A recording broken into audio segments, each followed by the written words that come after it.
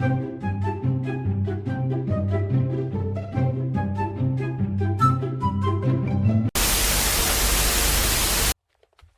like Shinpei, don't you? Why? Why do you say that? It's obvious. You're not the shadow. Still won't change your mind?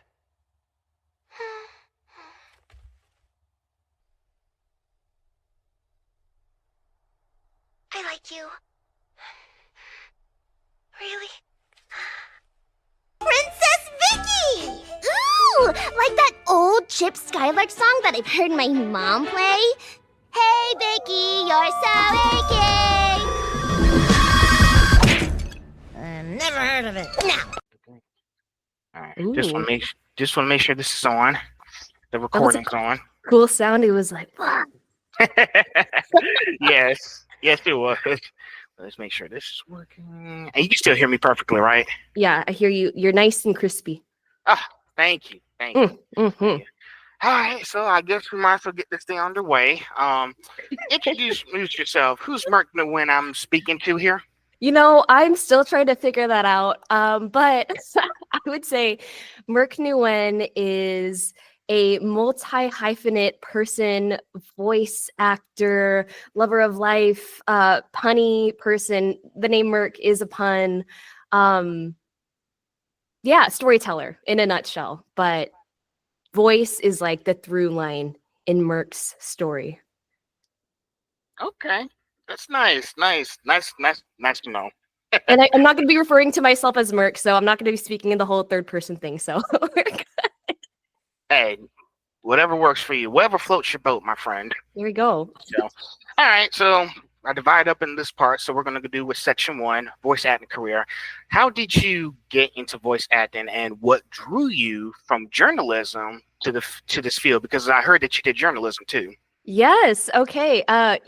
Let's see. In a nutshell, I got into voice acting through passion, dreaming, really bad a mental health dip, and also just like meeting the right people at the right time and not giving up. So where should we start? Okay, journalism. Man, deep dive. Where should we begin, Phil? I would say start at the beginning. Start like when you first started journalism. How did you like navigate through that area? And then after that, how did you shift your focus to voice acting? Okay, so journalism, I got interested in that because growing up as a kid, I loved stories. I loved people and I loved books. And so books were kind of my escape. I feel like in my family of 5, so there was my mom, dad, sister, brother, and then me, I was pretty quiet, which people who meet me today, they're like, you're not quiet, what the?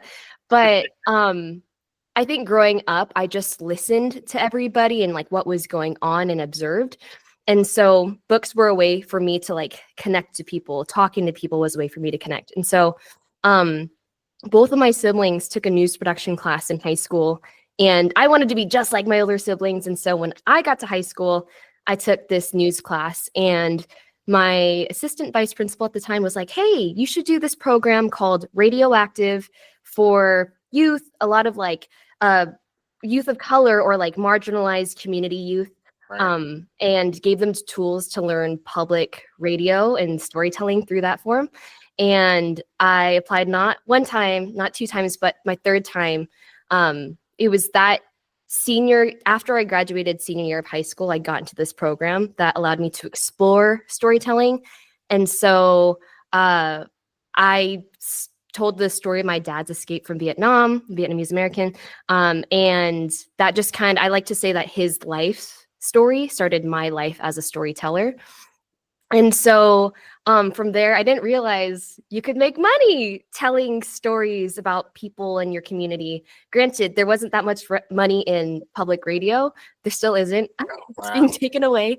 Ouch. But I just fell in love. And I think growing up as a listener and, observer, it just made sense that audio was that medium for me that I just kind of fell in love with. Like we were besties the whole time, but that was like the sleeper bestie. Like, oh, you know what? You've been here my whole life. And I think just learning the tools to audio editing, all this stuff, it was a really familiar world for me.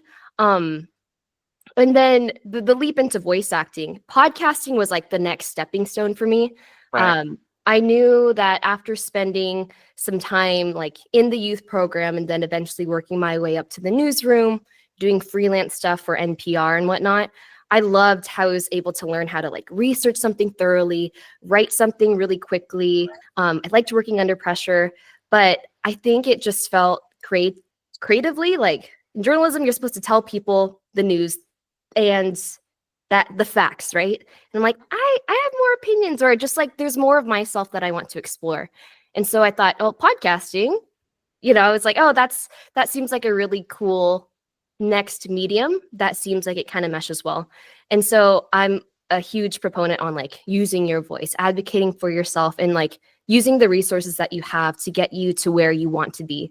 And so people within the radioactive program were like, hey, there's this podcasting job and this podcasting job. So after doing some research on you, I learned that you also are a graduate of journalism and media production studies. Yes. Yeah, I graduated from St. Augustine, Florida.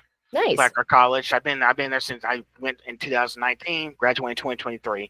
So I learned a lot. I was trying to make sure I knew everything. I had to sometimes I go somewhere I don't have all the tools and I don't get all the information. But these days now in 2025, I'm learning to read more and just gain a lot of information. That way I'll know what to bring to the table. Because I think I also was saying stuff in my stories before I even met you, that I was going to this convention. I've been tagging some of the voice actors. I've been telling them the do's and don'ts.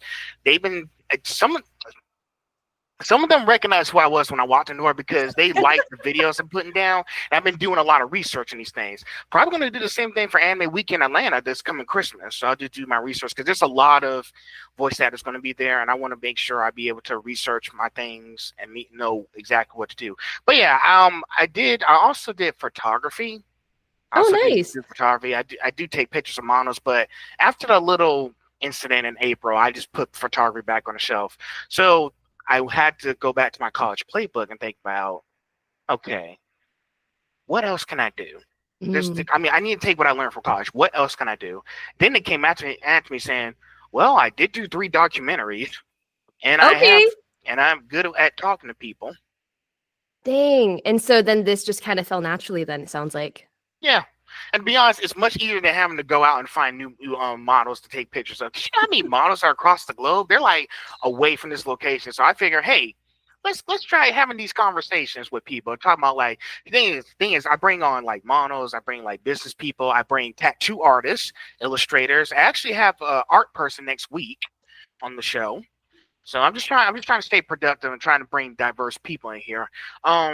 I will say this. I did one with Anime Inc. Art. She's a Black-owned business person. She's actually at Anime New York City right now, so I interviewed her before she went there. Oh, snap. Oh, that's so cool. Yeah, so I just been keeping it busy. I have another one coming up because the thing is, this time I'm doing 3 people because I never done that before. I'm trying to test new things out.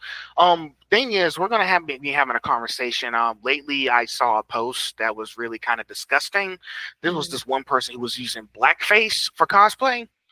So I was like, nope. Why would you do that? Not so. cool. It was a lot of stuff, because they were saying like a lot of nasty things. I'm not going to say it in here, but you can take a look for yourself. But yeah, I also called them out on it because I had to see who you were, and I was like, "Is this you right here? Is you? Hey, listen, when somebody causes trouble, I just gotta make sure people know, hey, this is the guy that's causing trouble. Make sure you report him." Yeah. But sometimes I do the positive and negative stuff. That's part of doing media, right? I want to make sure I expound like all kinds of details. Now, me, I'm actually back in school. I'm about to be done with my cybersecurity program.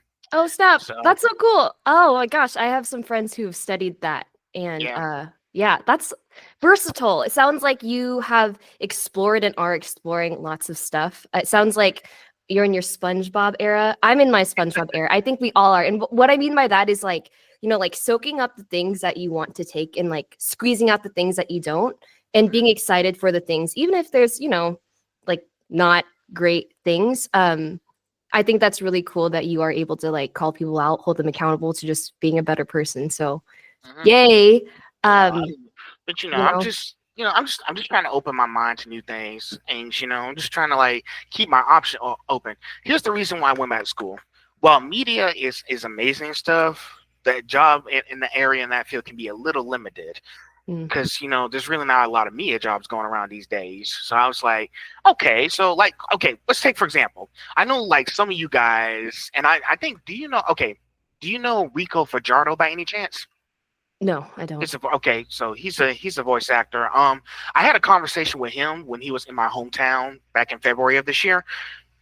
We actually talked, and I told him that I know some of you guys, y'all have other jobs besides just voice acting, because I know voice acting is not all you do. Some of y'all do like auto engineering. Y'all do voice acting classes, all that stuff. So I know it's like, so pretty much it's like, okay, until something else comes up, what can we do in the meantime? Yeah, seriously. It's just making use of the skills that you have and the things you're interested in too. I mean, like that's again, like going back to the whole like how I got to here. Mhm. Podcasting, I think I identified just in my heart and in my mind, like, I don't think public radio is where I want to be. I see the Right. importance, but I see like the jobs will get limited. And also it was in 2016 when in the US we had a new ruler of our country, as we know, to where I felt really discouraged and no longer safe to be in journalism. And like my hat goes off to everybody who, still stuck around and is in it. And, public media just continues to get cut and cut and cut. But I think that's when I was like, I love all the skills I've learned here. I want to be more versatile and do something else. And so podcasting seemed like that natural medium for me to continue exploring storytelling, continuing exploring my voice, and just like Right. getting to do exactly what you're doing on the other end. And so I had 2 jobs after I graduated college. I went to Right. Washington State University, and the 2 jobs were part-time. One required me to move to New York, so I lived in Brooklyn for like a little over a year. And then the other one was based in the Bay Area, but they were cool with me living wherever. I'm in Seattle now. I was born and raised here. And when I say Seattle, I mean like a suburb north of Seattle, but Seattle to the non-locals. And yeah, that podcast, the host position, the one that was based in the Bay Area, that eventually became my full-time job for the next 3 years of my life / it was 5 seasons of the show. And it was amazing because I got that job, I think when I was 21, and I think I left it when I was probably, well, math, right? 21 plus 3 equals 4. I was like 24. I think when I left, or 25 or something. Anyway, it was just the nature of the show was like Right. my co-host and I, it was really dependent on our personalities and the stories we had to share in our lives, especially as young adults, young, BIPOC. He was Black, I'm Vietnamese. And so just getting to explore who we were and are in that very specific time in our lives. That was also like pre-pandemic is when we got the job. And then Yeah. we continued to produce the show through 2020 and 2021. But it was like, in getting to really explore storytelling and people and stuff, and just like writing and editing more on the back end. Again, I feel like I'm kind of like a Pokemon. I continue to evolve, as we all do. We are all Pokemon. We're all SpongeBob. We are all characters in animation, I guess. But I felt like for podcasting for me, because the nature of the show was so intimate, like, yes, we did interview people. Yes, we did go out on the street and interview just like random people of the world. A lot of it was also like narrative essays, essentially poetry that we were sharing. Mhm. And we explored themes of like identity, like, religious, sexual, mental health was like a huge one, racial identity. And I think I got to a point where I was sharing so much so openly that I was like, okay, when I turn off the mic and Merk is not on, I felt like there was no off button. And also, I think everything that happened in 2020, I'd moved to LA in February 2020. And it was, again, the nature of my job and my day-to-day life didn't quite change that much because I was already remote for podcasting, but obviously the world changed around us. And I felt like I finally processed everything that happened in 2021. A lot of things I feel like led to my mental health downfall. Like I was in a severe depression for months and months, and finally realized, oh, I am anxious. I have anxiety. I can put a name to this. And so going to therapy, starting to take medication, just being really open about where I was at in life and what I wanted to do. I think it was like around that time is when I felt like, okay, this is where we're gonna get very gray. So trigger warning to all of listeners and to you. It was just such a dark, dark place. And I felt almost like there was like no hope for anything. The world was changing. I didn't know what quite brought me joy anymore. And throughout all of that, like I do have a faith background. I'm Catholic. And so I at the time I wasn't confirmed in the church, like, and I still continued to pray, but I was like, God, like, why am I so sad? Like, you've given me everything I want. I said I wanted podcasting. I said I wanted to have a romantic partner. I said I wanted all these things, and yet I'm so sad.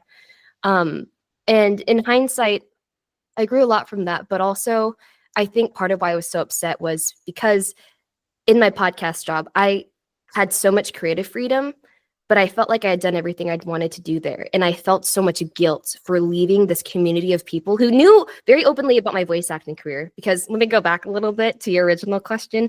It was probably in 2018. So around the time that I graduated college, I got those podcast jobs, was when that little inkling was like, hey, you could be a voice actor, specifically because Hotel Transylvania 2. I love the first one too, but there's something about Shrek 2, Hotel Transylvania 2, like the twos, chef's kiss. I think seeing Hotel Transylvania just made me feel like, oh, I didn't really think about voice actors before. And so a seed was planted in my mind and my heart and all that. But I think reaching like my rock bottom in 2021 is kind of what propelled me to go up, because I'm like, well, if there's truly nothing left, I mean, I feel like past me planted a lot of seeds for like that present me to be where future me is at. I'm kind of skipping through a lot of things, but yeah. Does that answer your first question?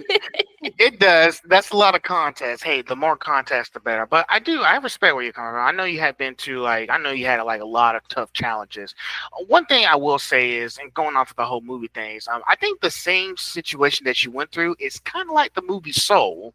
Like, like he did what he wanted to do, but it wasn't as fulfilling as he thought it was. Like, pretty much everything that you've done before, you were already in the ocean. Just had to recognize the water. Oh, that's really, really beautiful, especially because water has such of a prominent presence in my life, in all of our lives too. But there's something very powerful about water to me that it will tie into, I'm going to guess there will be questions of where do I want to be next, what I hope for next. And if not, I will answer my own question because I had a podcast too. No, I'm kidding. But no, but for real, that's really beautiful and poignant what you just said. Hey, I made sure to pay attention. When I was a kid, I watched Cars so many times, but I didn't pay attention to what the context of the story was supposed to be about. But now, since I'm an adult,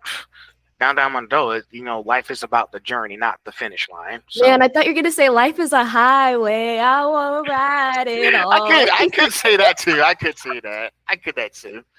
So I gotta say, hold on. I rep so hard. There's this Cars jacket I got in Cars Town at Disneyland or California Adventures. And I rep that really hard at one of my other jobs, which outside of voice acting, I edit audio on the side. I'm a mentor for audio editing. And I also work in our a local school district's tech department, working on Chromebooks and stuff like that. And so I rep that hard. Yeah. Okay, that's great. That's great. All right, that's a lot, but let's go before that takes up any more. So listen. Please do not judge me, okay? Do not judge me. Can you? Because I haven't seen the show yet, okay? Can you describe your experience voicing Jasmine Tran in the Fairy Odd Parents: A New Wish? Oh, Can you walk us through that? my baby girl. Yes. So that show is incredible. And I grew up watching Fairly Odd Parents, the OG. Not gonna lie, I didn't watch like the live action spin-offs and stuff like that. Yeah, Great Bell and everyone. Yeah. It's okay. It's okay. But I remember, as a voice actor, you get so many auditions. You don't know what you're auditioning for a lot of the time. And I remember for this one, I knew it was a Nickelodeon project. I knew it was very specifically a Vietnamese American girl who wanted to sing, but sang very poorly. And I'm like, oh my gosh, this is so cool that there's a very specifically Vietnamese American person. Because part of the reason why I want to get in voice acting, not only Hotel Transylvania was awesome, but Mhm. growing up, when my mom and I would go to the theater, she would always stay and watch the credits and point out all of the Vietnamese looking last names. And when I was younger, like I'm talking like 10 and under, I'd be like, yeah, I get it. I'm Vietnamese, but there's a huge part of me that wanted to be white. I was like, okay, I get we're Vietnamese and stuff. And my parents were very prominent in the Seattle Vietnamese community of just like honoring the past, honoring people who were lost in the Vietnam War, and also like where we are today. But I think because I spent so much time with my parents, eventually I grew a sense of appreciation of, oh my gosh, being Vietnamese is actually freaking cool. I love this part of my heritage and my culture and my identity. And so her pointing out the last names were like, I actually want to fill those holes. And so when I saw the role of Jasmine, I'm like, wow, that'd be so cool. And like, I learned pretty early in my voice acting career, like, don't base your measure of success by how often you're booking. Because when you do that, your passion becomes like a numbers game and you start to fixate. Yeah. And so like with this audition, I just had so much fun and I just let go. I was free. And then it was a few months after that, I got a call back and I was in my parents' house. So I recorded from, closet there, had a lot of fun again. And then it was a few months after that when I had left my podcast job, but they had asked me to come back to speak on a panel it was called Youth Wellness Now. It was this convention or like conference that was all about like young adults and young people sharing stories about mental health, how to report and like talk about it openly. And I was on 2 panels and then I go to the bathroom. My phone had blown up and like my agent is a very busy woman. She does not have the time to call me, but she had called me and I missed it. And then other people at the agency were calling me. And so I finally call back and she's like, hey, I have some great news. Congratulations, you booked the role of, Fairly Odd Parents: A New Wish. And I had received the email as I was sitting on the toilet. I was sitting there and I was like, what? And then I called her and I'm like, wait, are you there? So I start crying, but then I can't tell anybody. And like that was No it was spoilers. no spoilers.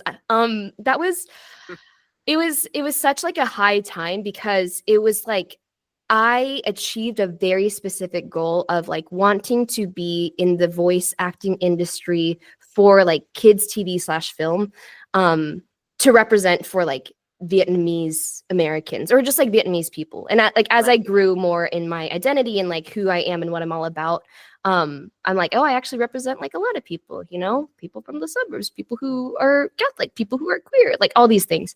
And yeah, so that's how I got the role and received the news. I recorded over the period of about 2 years. So from like 2021 to 2023/4. Okay, 3 years. Math, y'all. And I had so much fun doing it. Like I got to record most of my stuff from my home studio, aka my super cool padded out closet. And since Wow. like, yeah. I'm also accessibility.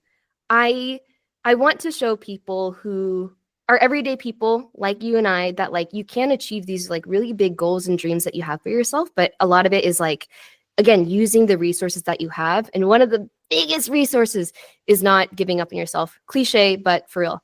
But but yeah, I got to record from wherever I was at. I did get to go to Nickelodeon actually in Burbank once. It was on Halloween specifically, and I had a dubbing recording for an anime I was doing.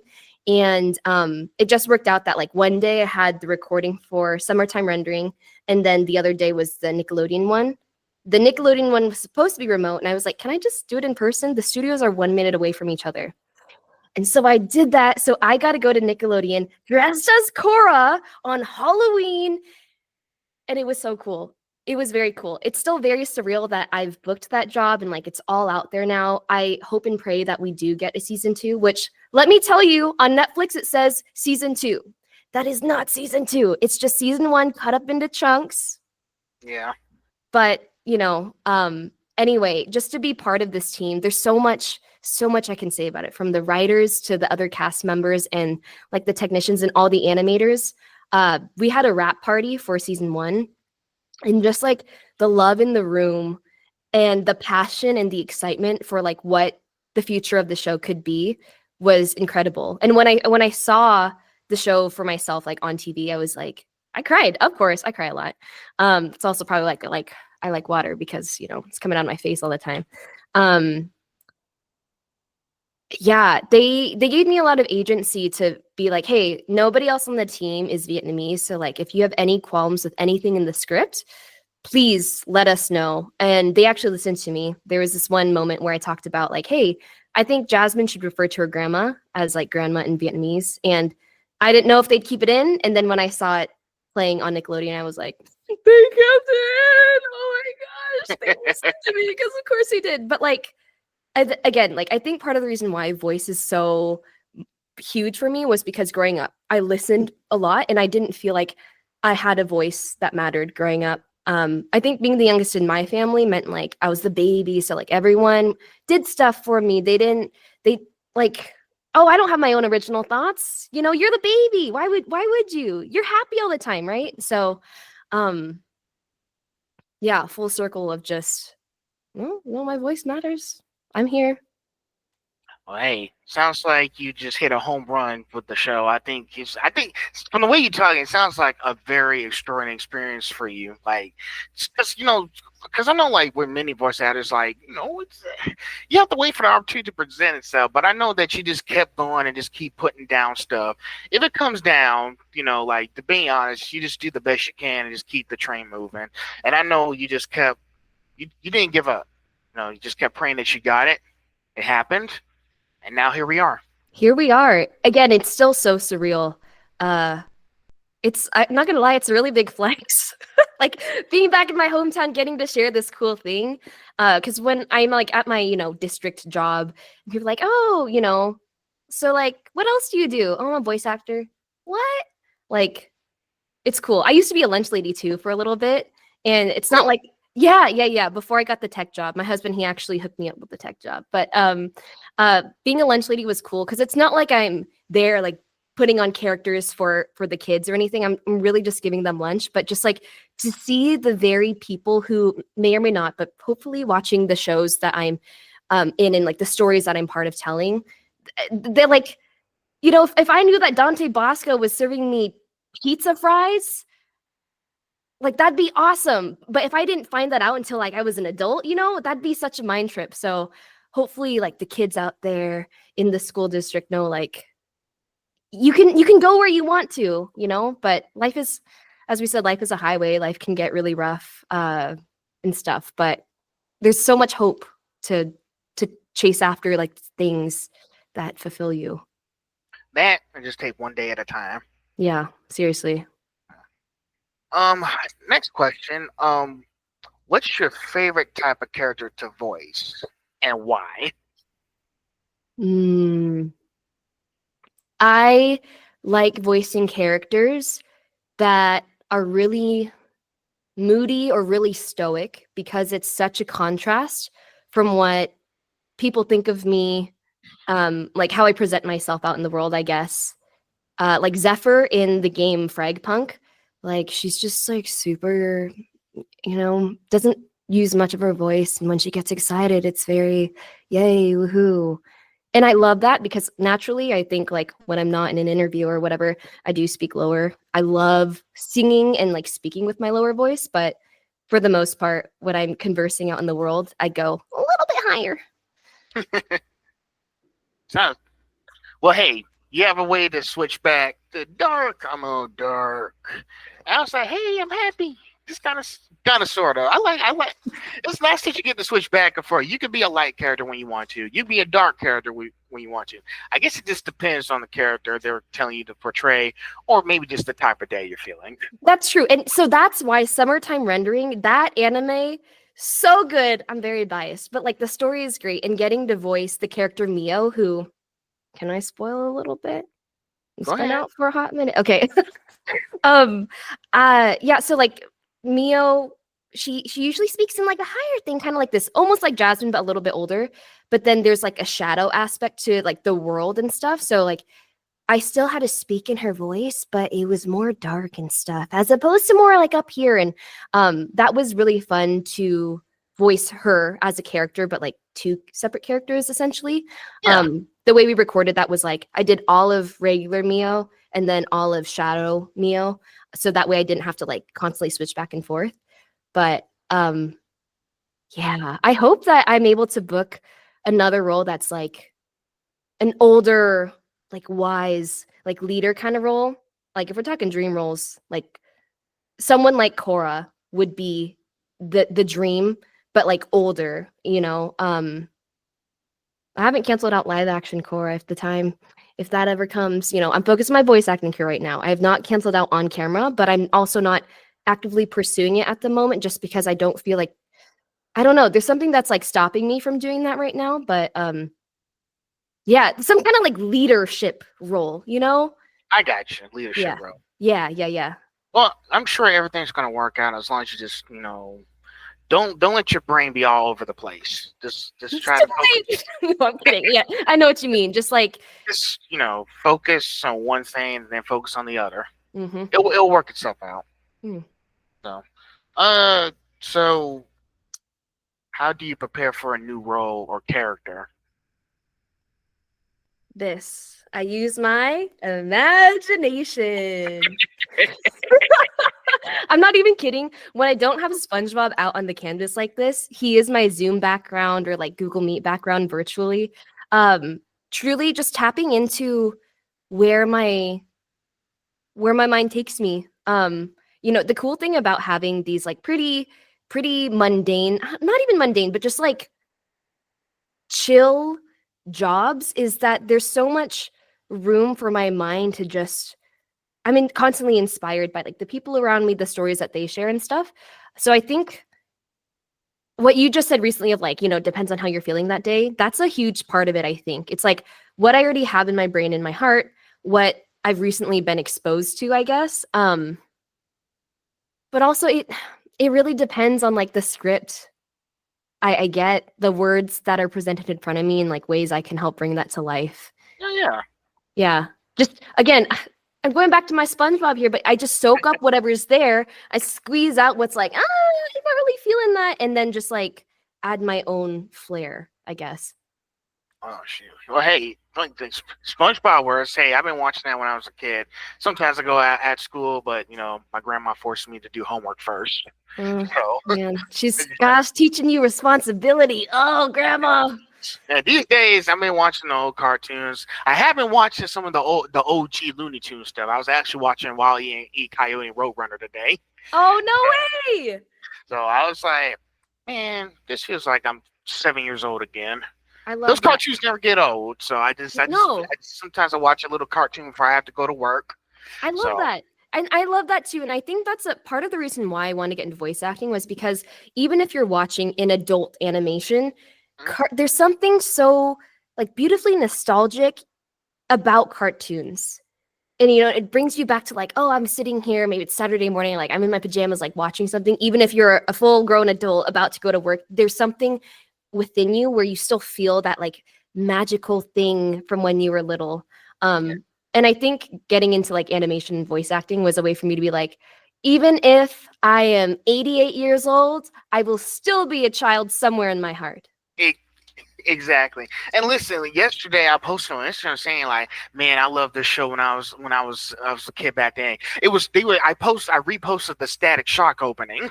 Oh, So no way! I was like, man, they need to the Static Shock deserves all the respect it can get now. Hey, So time to revive it. Time to get those viewership numbers in. Let's go. Because hey, if something like that happened with Avatar, like it did well when it was around, but then it just like it had huge resurgence later. And I actually didn't watch that much Avatar as it was actively coming out. It was later. So there's hope. there's always hope.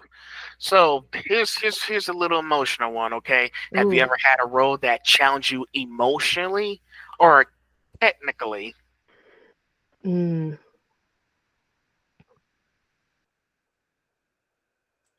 The technically one would probably be the Shadow Mio. Okay. Because when it was my first dub ever, and I was so self-conscious. And usually for dubs, like they want you to be in studio. Um, and like the voice director was super nice, the engineer was super nice and stuff, but I was like so in my head about that, that like, you know, ironically, there's like Mio and then Shadow Mio, and Shadow Mio is like the darker one. Right. Inside of like Merk's head, I guess I'm going back to third person now. Like there was Merk here, like, hi, okay, I'm here to do the job. And then Shadow Merk was like, are you actually good enough? It's probably gonna sound so crappy when it comes out. And like I'm having those thoughts as I'm in the booth, but I have to be like, no, stop it. I love you, but stop that. Stop that right now. And so I think that was both the most like emotionally taxing and technically taxing for me because of like that switching. It was very fun and challenging, but also for the most part, I'm in my closet recording. So when I'm there in person with people, I know that was like the norm for everybody back in the day, but because like the norm I grew up in was like being away from people, I'm like, okay, I love people and I'm physically around them. I gotta adjust, and it was a lot. I also think, technically speaking, it's challenging to do video game character death noises, which we usually save for the end of sessions. But Oh, like, usually I am so drained after that session. Like, why am I so tired? Oh yeah, because I just died 5+ times. I oh, jumped over things. That's why we usually save like screaming and stuff like that for the end. oh boy, them death screens. I can imagine what you had to go through and doing those death screens again. I was like, I think she's probably screaming her head off. Yeah, I mean, because also usually for those things, they're like, okay, give us like, 30 seconds of death or something like that. It's like, okay, sometimes they will give you more to work with, like pretend you're getting shot, pretend you're getting hit in the gut, pretend you're getting sliced here or whatever. And you're having to think on the fly. Also, you might be hearing my cat meowing. It's dinner time. But their basic needs can wait. It's okay. Hey, trust me, last person I talked to, she had her cats right behind the computer. So, she calls them Lottie and Dottie. So, they're sisters. Mm, But here's the thing, she's allergic to cats, so she can't rub her eyes at all. I'm allergic to cats too. Oh, boy. I love them, but I do like the Costco nose spray and like over the counter allergy pill, and it works out. If not, if I don't take it, my eczema just like starts acting up. My hands get super itchy. There you go. Have a lot of first aid kit. Where's the first aid kit? Hey, medic! So, all right. So we're out of that section now. Now we're in section 2, behind the scenes. What's your typical day like when recording for a show or anime? Okay, so for a show, I will, if it's a day of recording, I'll usually have gotten the script like at least 2 days before I'm supposed to record, usually about 5 days. So at that point, I've had time to like look it over, and if not, I read the script in full. And then I look at, what my character's saying, what's the context. And for TD animation, when you're in a session, you'll be in a Zoom room with everybody. So like the writers, the voice director, the engineer, and usually you have your mic set up and then you're recording your own backup audio in the background. And then the engineer, there's this thing called Source Connect. I don't know if have you heard of Source Connect? So it's like a way for engineers to get access to my microphone directly, as if they were picking it up like from my house and stuff. You pay for it and stuff like that, but it's pretty industry standard. So they have Source Connect, I have Source Connect, they'll connect there. And that way they can like adjust volume and stuff like that on their end. But the voice director will be like, hey, what's up? And the writers are usually off camera. And like the voice director will have their own separate call, like a headset, where the writers are giving them feedback in real time that I can't hear, probably because they don't want to hurt the actors' feelings. And then the voice director is on Zoom with me here and the engineer. It's like, okay, here's a script. Let's do a slate. So, like Merk Nyugen, Jasmine, whatever the day is. And then if the line is like, hi, Philip, I do an A, B, and C. Philip, hi, Philip, hi, Philip. And you go really, really quickly. But yeah, so you open the script, digest it, go into the recording, record, and then after that, you celebrate a day's work. For a dub, it's a little different because, again, you're in studio. So you go to the studio, check in, put your phones away, all that. And then, they'll be like, okay, so this is the episode we're doing today. Here's the scene we're starting with. We're going to play it back. You'll watch it. And then after that, you'll do one take. So I'll watch and go, okay. And then, I'll see the lines on the screen and all that. And then after that, the director's like, okay, let's do another for safety, or like they might give me some more vocal notes or whatever. And then we'll move on to the next. I feel like for animation in general, we don't linger anywhere too long because, like, as a SAG-AFTRA voice actor, you are recording for 4 hours at a time, and that's it. 4 hours sounds like 4 years, but it's a lot of work involved. Listen, the longer you record stuff, the better it'll be. Listen, I know there's a lot of people, like a lot of voice actors. Lots of voice actors out there who spend hours and hours behind inside of a voice box. They want to make sure listen, the worst thing you could do is rush things. Even rush is not going to be perfect. How do you think some of these people in these movies and everything, they took their time? Like, I be telling people, hey, okay, tell you what happened with Kevin Feige and Marvel Studios. They've been doing 3 movies back to back so fast. The Marvels flopped pretty badly. Ant-Man and the Wasp, it wasn't as good. Now, Guardians of the Galaxy Volume 3 was amazing because James Gunn directed it. Of course, he did the new Superman movie. Yeah. Very good. They took their time. Like you can't rush perfection. Listen, here's a little saying. It's all about the quality, not quantity. That's why I be telling these studios, like, listen, they don't be listening to me on Instagram, even though I tag them. Take your time. We're not going anywhere. 9 times out of 10, I will tell them, hey, I will tag like a studio or something. They're not gonna see me after all because there's a lot of messages going out.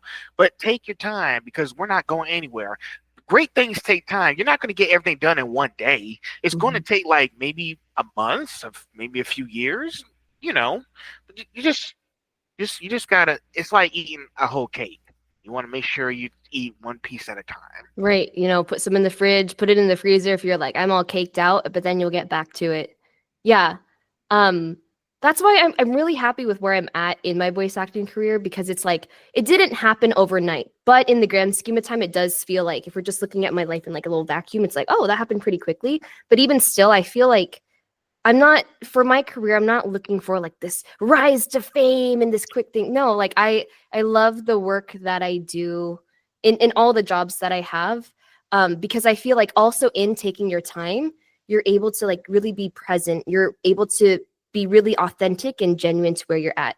And that's what we're all seeking at the end of the day. I think that's why, because all these studios, like you said, are like just pumping out so much content, we've lost some of that spark. You're like, okay, here's the formula. They're going to be, kind of cheeky here and all that. But then when like a story comes along that's like, wow, this feels like an original take. And you can tell the people who are part of it took their time, and it just feels different. And like even in animation, right? Like even though we do go quickly, it's still it's that time that you don't spend in the booth that also helps prepare you, and that's what makes the performance so good to even get into that mind space. Yeah. And going off of what you said about fame, I watched a little, like, I think it was like a little TED talk. I think, no, wait, it was a little podcast that Josh Brolin was in. I think you recognize him as the voice of Thanos in Avengers Infinity War. Mhm. He was saying, like, this profession, this day and age, 9 times out of 10, actors want to figure out how to be famous. Whereas back in the day, it's all about paying your dues. Mm. So basically, in his message, he was like, don't just do it to be famous. Do it because you like the passion and the art of it. And you like doing it because you like the passion of it. You like the art of it. Because here's the thing, like, listen, I was on that trap myself. I was on that train myself back when I was in college. I was so focused on just being known. I'm taking all these good pictures. But am I taking the time to understand why I'm doing it? What kind of story I'm telling? So I had to stop, and when I got to this year, I had to stop, put it back on the shelf, and just feel like, me slow down and enjoy life a little bit. Other thing too is that when they had the My Hero Academia, you're next. Listen, you're the only first person I'm telling you this, because I wanted to talk to Mauricio Artistic since he was at the world premiere.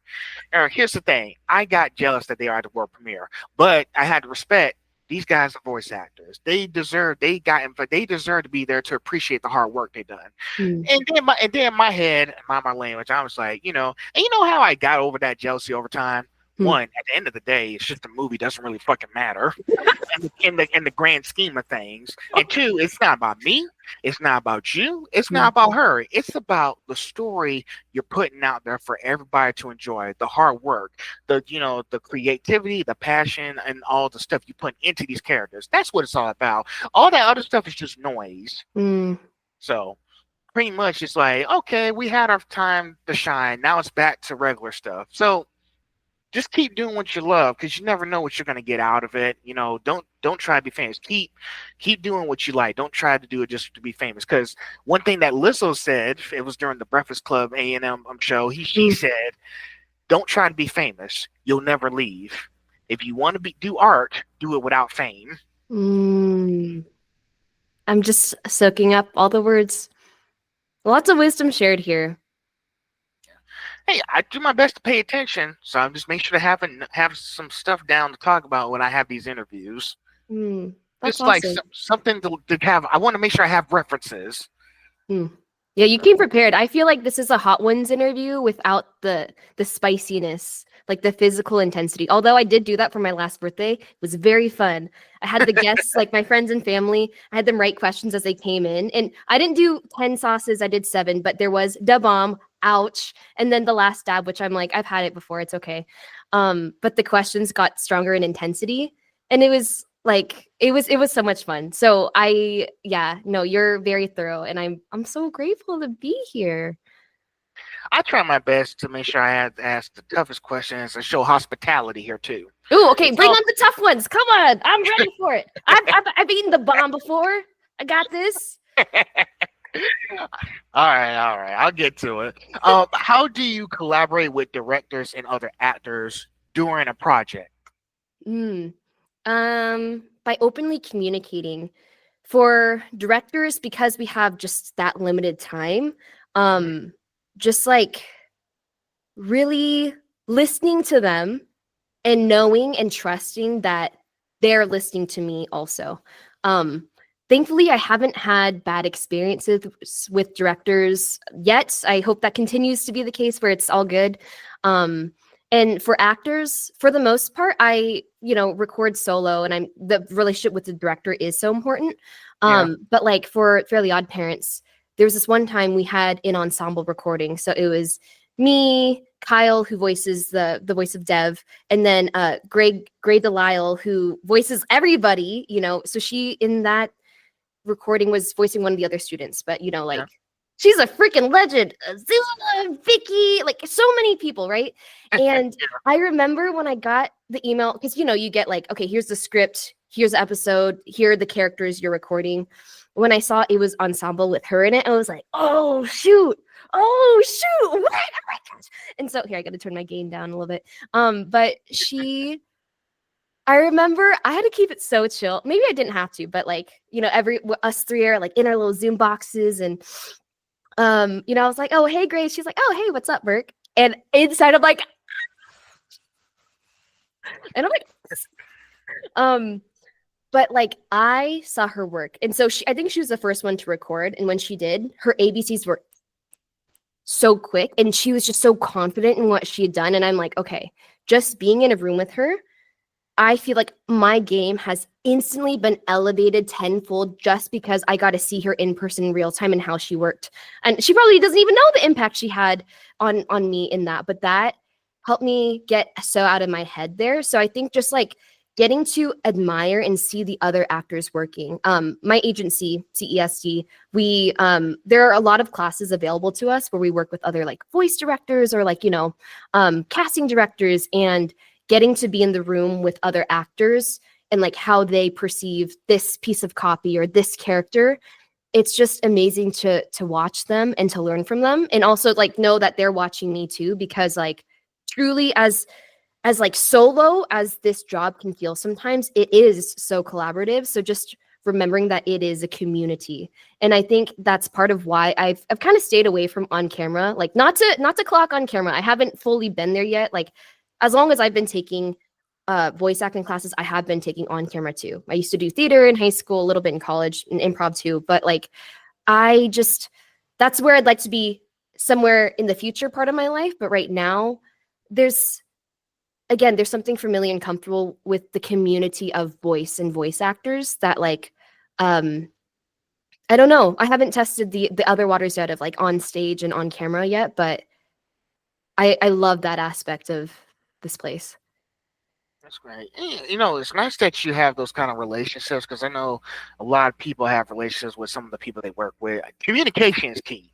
Mm. If you don't have a strong communication, then I won't be able to perform as accurate as I would like it to be. So I think it's nice. And I know that you had like those few like different, there's these different sections we need to cover. Like we need to get through part one of this. It's like different chapters out of a book. Yeah. So you just had to make sure, so you knew that we needed to read each chapter of the book and try to execute it out here on the show.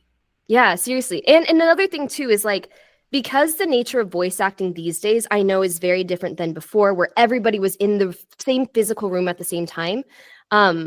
Making use of the resources we have, again, going back to like that accessibility and just like going for it. When I was recording for Summertime Rendering, Stephen Fu, he's amazing and incredible human being and actor. He voiced Shin-chan, who's like the main, or Shinpei, male character in the show. And like, even though we never saw each other in the booth at the same time, like our call sheet, it would have his name. And like there are notes there, so I'd be like, "Hi," and then I found him on Instagram. Was like, "Hey, so excited to, I think once the show came out, I'm like, you did awesome job. Like, I'm so glad that we can stay connected here." As well as another actor, Jason. He was also on the call sheet, or no, he wasn't on the call sheet, but I loved what he did with his character, so I found him on Instagram. I was like, "Hey, I was Mio in this thing. We technically worked on it together, even though we never saw each other." So just like social media, although I do have a specific relationship in that, like, it's so draining to me. That's why, again, with the whole like not pushing the fame thing, I could do so much better having more of a digital presence, but I just don't have the interest for that. And I use it as a tool to connect with other actors or like, people I take classes with and be like, "Hey, what are you up to?" kind of thing. Because community is all around us. And I think sometimes we forget that. Yeah. And it's nice that you said that, because I know I went back to, because I was like, okay, well, this is not, I understand now that I don't really need all the attention. Maybe instead on social media, I'll just showcase all my work and just let y'all have it. Here's what I like doing. I just like having information, just putting it out there and letting y'all think for yourselves. Yeah. Like doing all these podcast episodes now. Listen, I'm no longer trying to doing this for money. I take now in my head when I first started. I'm not doing this for money. I just want people to listen in so y'all can have like, oh, okay, so she did this. Maybe I can do, because like I said in my description, I want this to be able to help somebody.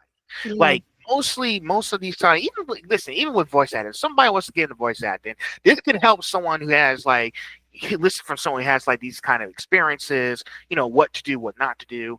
How can I get from point A to point B? How can I get from here to here?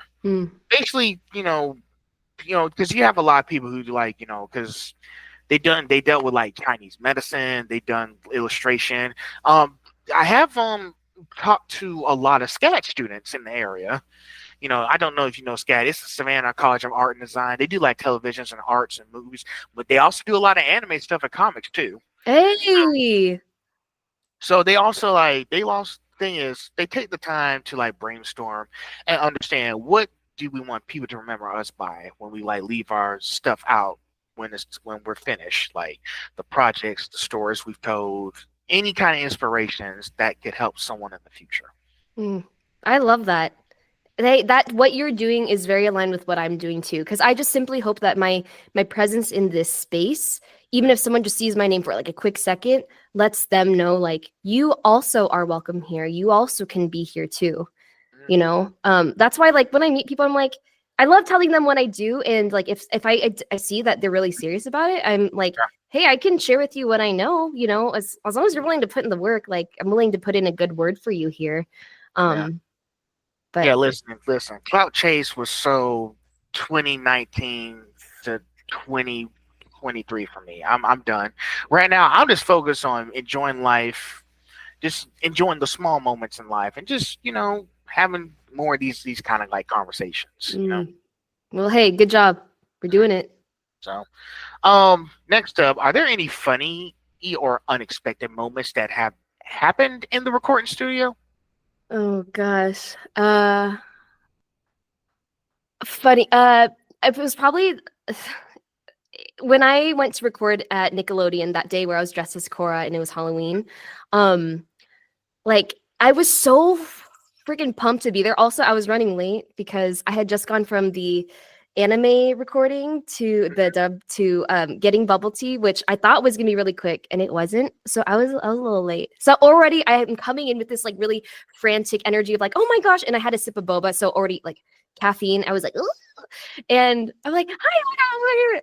So I think because of all of those things, my mouth was like super dry. So as we're talking, it was really like mouth noisy, and so the engineer kept being like, okay, drink water. Like after every sip he'd be like, so that moment kind of stuck with me and reminded me like, oh yeah, Merk, drink some water so people aren't hearing you smacking. I'd say probably that, and also just like again being dressed up as Cora, my dream character there was like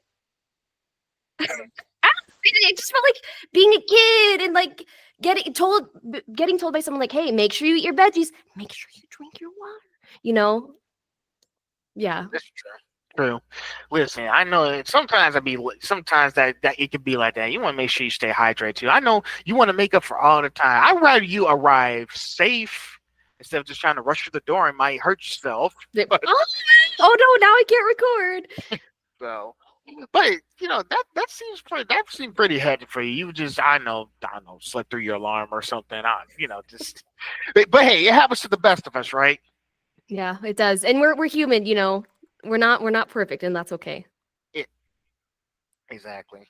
Let's see. Do you have a particular routine or ritual before going into a recording session? I definitely pray. I'm like, dear God, thank you so much for getting me here. Also, I pray that you just, Holy Spirit, come through. I hope I'm not super anxious and just like let your calm come over me. Let this joy be present and all that. But I do a lot of like lip trills, like a lot of like face stretching. There's also, I learned this in public radio. Behind your ear, like right here, there's like, if you push down on it, kind of like where your jaw is at on both sides, it like releases part of your mouth a little bit. And one of my old bosses, the general manager of the station, was like, if you just massage here and just, it gets so neglected, and remembering to massage that every now and then, because it's, again, very physical work. I think those things, taking deep breaths. I also, like, even before this interview, conversation, I was pumping out push-ups because, again, I get this thrill of energy every time I'm about to, like, go on or, like, do something really exciting, and that's just a good way to get some of that anxiety out. Okay. Doesn't help that it doesn't, then it makes the arms look good. The more swole my arms look, the more anxious I probably am. So Hey, use what you got, right? Definitely. Um, so we're halfway done. I know it's a lot, but I thing is, I had 20 questions, and I have 5 questions for each section. Hey, it feels like we just started talking. I'm down to keep going. Let's go. Just want to make sure. Just want to make sure because I just want to make sure I got everything out. To make sure I ask the toughest questions here. All right. Yeah, we haven't even got to the bomb yet. Yeah. So hey, listen. People underestimate me. I do my research. You know, I was up a little late last night coming up questions for you. Woo. Oh, thank you. Grateful.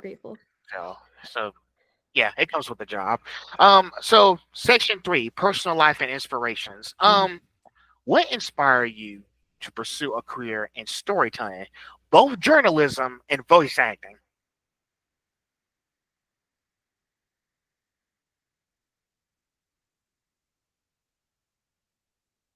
It probably would be voice. Just the importance of voice. How it's different for everybody, how it matters to me. Again, coming from a place where I felt like I lacked it and didn't see the importance and value of my own voice. And that's where just like a lot of like invalidation would happen a lot of my life. And I feel like now as an adult, like I see the ways in which that shows up. Times when I don't speak up for myself when I could have. I'm like, ah man, because I've definitely grown in that. But I think in all those things, it's not just my voice too, but it's like the voices of the people that I'm serving. So for journalism, it's like who I'm talking to, who I'm interviewing, what community am I trying to share this story with? And similar with podcasting too, you know, elevating their voices. And even now as an audio mentor, I work with an organization called Wanawari that's all about like preserving Black voices and community and stories. And so the fellows in the cohort that I work with, they interviewed a lot of people in the community, and instead of calling them interviews, they are specifically referred to as like oral histories. And instead of an interviewee, it's the narrator and their story. So like even being present in being there to mentor someone editing their audio, that's again another way to lift up somebody's voice for their community, for the world. Yeah. And I've also thought about like what would happen if I didn't have a physical voice. Like one day I got super sick and like, you know, I just like didn't have a voice anymore. I think about that often. Or like, you know, I want to be a mom someday, and like what if one of my kids like doesn't have the capacity to physically speak? There are so many other ways in which we can communicate with each other. And so I think what it comes down to is like connection is actually how I would answer your question. Right. It comes down to connection, feeling connected to the world I was brought into, the people who are here, and like what we're doing with our time here and the stories that we want to tell. Right. And that's a lot to pack. Because I know somewhere. Hey, it's good that I care. It's good that I just want to make sure I'm listening, make sure I word this out as possible. It seems, you know, you had to make sure this is something that you really wanted to do. And I can tell this is something that you really want to do. Some people just look the other way and go find something else, which is okay. I know fear is a natural thing. Trust me, I get scared every day. I get scared every day when I wake up. But here's the thing. I still go out the house. You do? So, I mean, because, you know, going outside despite all the fear just makes me a better person. So yeah. I just don't pay attention. Once I get through the day, the day's over. Right. And then on to the next. Exactly. And I know, you have to take like every day, like it's, you know, step by step. There's probably a lot of lessons you have to learn on the way to get to where you are now. And guess what? You probably still have a lot more to learn in the future. Oh yeah. I got a lot growing ahead of me, God willing.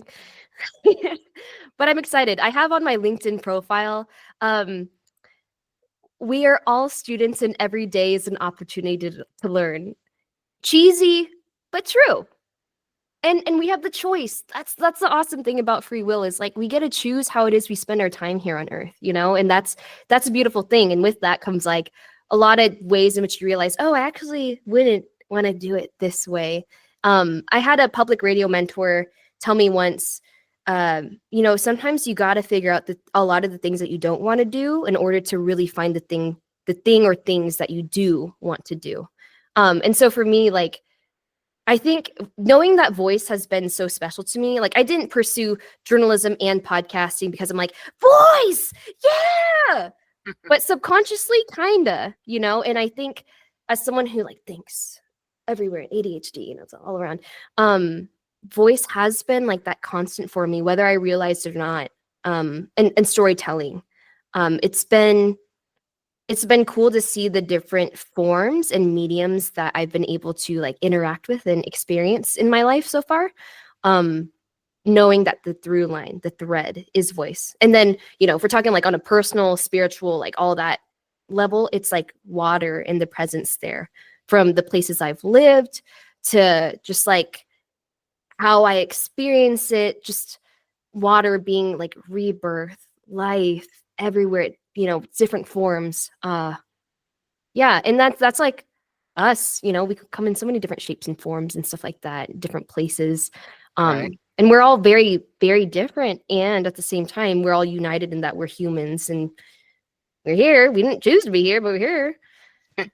And we all have our different quirks. Yeah. Yes. Like My Hero Academia, which I'm so glad that you mentioned that because my husband and I have been, we were watching it. I mean, I was already watching it on my own, like back in the day, but we're not caught up to where the current story is at. So we just watched the last thing we watched was like a really big fight when they're I think it was past the one when they're in the dome, like earlier on when they're in training. Oh yeah. Yeah, but I think we had to take a little break because he watched it, was like, oh my gosh, that was so intense. Like we need to settle a little bit, and then we just haven't gone back and just watching so many other things. Well, y'all better hurry because the final season's in a month and a half. And I guess what? I've been watching this series over and over again. I just finished season 5, and I watched the 3rd movie. So after I watch a few more animes, I'm watching Rosario Vampire now and Claymore. So after that, maybe I might squeeze in one more. Maybe I watch the second half of Blue Lock, and then afterwards I'll go back to watch season 6. You could watch Summertime Rendering if you haven't already. I haven't. I'm gonna go check it out too. Be mindful that it gets dark. It can get really gory, but I mean, you kind of expect that, right? Well, hey, I'm trying to broaden my horizons, watch stuff that I've never seen before. My sister got me into Naruto, so I blame her for that. So yeah, you'll have a long time to explore that one. So, because after that, I'm also trying to check out because I met AJ Beckles at Bold Matsuri. If you check out my YouTube page, I actually had look, you're gonna hear me geek out for a second. So, do it. Ever since I left, Animazing, I was like, okay, so apparently I'm missing something. What am I missing? Cue the research because I do research. Okay, so I did my research and I was like, wow. People are using GoPro cameras these days. Went to Best Buy in March and got a GoPro camera. Nice. So after that, I also got some real wireless microphones and everything. Hold on, I actually got this stuff right next. I got the stuff right next to me. You got the good stuff. Yeah. So see, like this. That's everything I'm using. So I didn't use it this time because I was like, maybe I should stick using my headphones for a second. So maybe I might do it in the next one you might see. But yeah, I got a lot of technology here.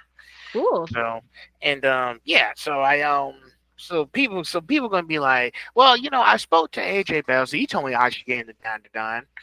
But I was like, man, if only there was a way I could show you my reaction, his reaction. Oh wait, I was like, oh wait, I actually had on my GoPro camera that lets me record video. So I hit record and got a few good snippets. Yay! Making do what you got and also doing the things that help get you to where you are. So, but yeah, the thing is, I did a series from Bold Matsuri called Interactions with Voice Actors. Like I said, I can find a way to talk to those people because thing is, those voice actors are like S class. Like you're not going to be able to it's going to be hard to get them on here.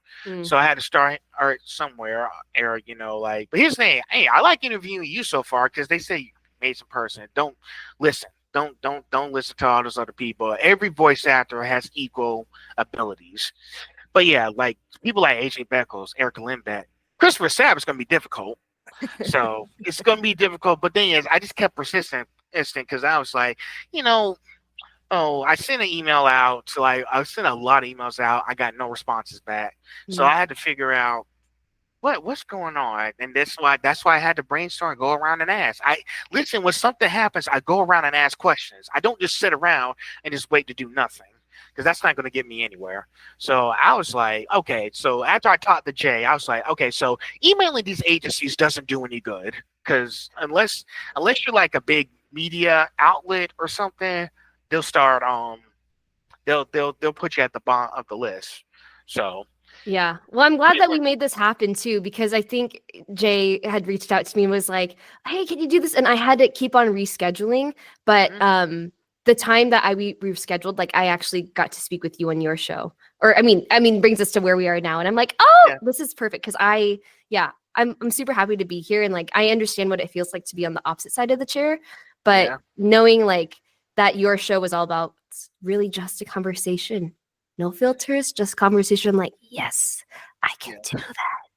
I just want to keep it simple. Like, listen, I don't want to sound fancy or anything. I just want to just be something simple. Because, listen, my only username is just Phil. So I just go like Phil Coat 2000. I was like, I don't need no special name. Listen, even my regular name, I can still do amazing stuff. Yeah, no, my name on the socials is Ultra Rad Uber Fad. That's not a nod to like plus ultra or anything. It's in middle school. So my best friend, who has been my best friend since preschool, like we came up with this thing like I'm Ultra Rad, she's Uber Fad, and so it's just like a nod to like our friendship. Yeah. Sweet. Yeah. Whatever name works for you. That's all I can say. But yeah, Merk. I think I'm gonna stick. I think I'm gonna stick with my original name. Thank you very much. So, let's see. Who are your biggest influences and mentors in the industry? And I think you already named some of them. Yeah. But to officially answer this question, in the industry, well, Ashley Crystal Hairston, she plays Hazel Wells in Fairly OddParents: A New Wish. She is a powerhouse. Not only is she an incredible voice actor, but she also is a writer and the showrunner for the show. I believe she's the first Black woman on Nickelodeon to do that, especially like all three at once too. Wow. And she also, fun fact, is from Seattle as well. I mean, not from Seattle, but like around Seattle. So when we exchanged numbers that one day at Nickelodeon Halloween in the bathroom, she was dressed as a minion. And we exchanged numbers. I'm like, 206, which is a Seattle area code. She's like, what do you know about 206? And I was like, I'm 425, which is like nearby. So we exchanged numbers, and like she's been really helpful in just like getting me to know more industry knowledge in terms of like pay and stuff like that. Because when you become a union actor, like no one sits you down and is like, all right, here are all the things that are available to you, and here's all this. So it's like you got to ask the homies, like, what's the real tea here? And she's someone who I can text and she'll like give me the real tea, which is like super, super helpful for me. And that's really, it's been nice to like not feel scared to ask, and knowing that I have the resources of the people who've done this much longer than I have. So definitely her. You said inspirations / and or mentors, right? Yes, that's what I said. I mean, Dante Bosco rocks, full stop. Gray Delisle, as I said, incredible. Talking about Daphne? Wait, Daffy? No. Yeah. She's Daphne, everything. Great. Oh man, she's been in so many. She was Daphne. She was Sam Mansion. She was Kitty Catchwell. She was Catwoman in Batman: Arkham Knight. Oh my gosh, she's done a lot of stuff. She's done like everything. So people like them have been really awesome for me to just like look up to and be like, dang. Charlie Adler is also someone who he does a lot more voice directing these days, but I took one of his classes and I knew him from, do you know the show Brandy and Mr. Whiskers on Disney? Yeah, he was also Cow and Chicken. Yes. Yeah. And then, and also thing is, I was actually watching Avengers Assemble today. He was MODOK. Okay, yeah. So he's still he still has like just a flourishing career. And taking his class was one of the first voice acting classes I took, and that also changed my mentality on things. It was around that same time I learned like don't place your success in, how much you're booking, but he also said put your success in how you felt before, during, and after the audition. Because if it feels good to you, like one of the things he said was like, what I say is when you get a script, like instead of reading what they want, just Right. fuck it, do what you want, and so you'll do your own take, and then he's like, and then read what they want and then tailor it. But he helps give me and a lot of other students in the room just like that confidence to just like use our imagination to play, be creative, and like, own it and to feel good. I think that's what a lot of this career is like feeling confident about what you have and just doing it. I'd say, just put one foot in the door, just get moving. Yeah, seriously. Next one, how do you balance your professional work with personal life? When I'm done recording, I am done recording. I also don't get attached to the work that I do. And when I say that, what I mean is like you get a lot of auditions in a day. And once I send one off, I don't think about it anymore. There are some, especially when you know what the project is, even if it's codename, you're like, I hope I get this.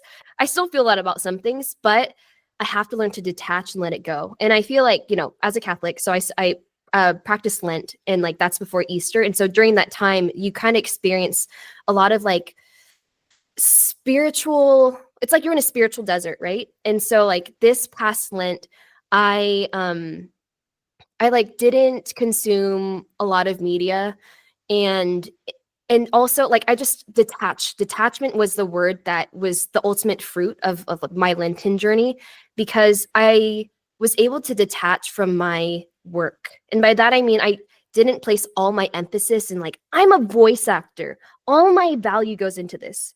No, it doesn't. That's one of the cool things I do, but it's not everything that I do. Granted, it does take up a lot of what I do, but like I'm so much more outside of the mic too, and remembering that it also keeps me grounded. I think also just like being physically where I'm at now in my home, like surrounded by family and stuff like that. I lived in New York. I lived in the Bay Area. I lived in LA. I got to explore these really cool big cities like on my own. But I think there's something so grounding to be with my people and to know like when the mic is off, I still show up as a daughter, as a wife, as a sister, as a friend. And all those things matter more to me than what I do as a profession. I think in the podcast job, I learned the really hard way that there does need to be a balance, because again, there was no off switch for Merk. Right. My real name is Angela. So the pun of Merk is a nod to former German Chancellor Angela Merkel. It was a college nickname that stuck. And I think knowing like, okay, Angela also exists and Merk exists. We are the same person. But I think that helps me keep a balance in my life. And